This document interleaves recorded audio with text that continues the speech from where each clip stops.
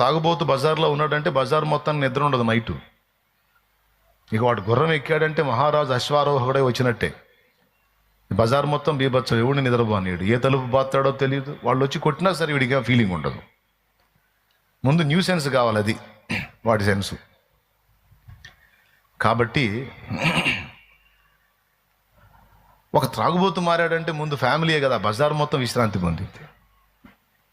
అట్లాగా ఈరోజు ఎంతోమంది డ్రింకర్స్ మారిపోయారు.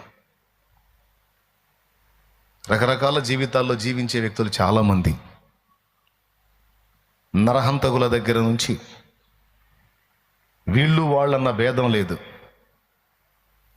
మన దగ్గర అయితే ప్రభల మీద తిరునాళ్ళలో ప్రభలు కడితే ప్రభల దగ్గర డ్యాన్సులు వేస్తారే, అలాంటి డాన్సర్స్ సైతం మారిపోయి రక్షణ పొంది కష్టపడి బ్రతుకుతున్నారు.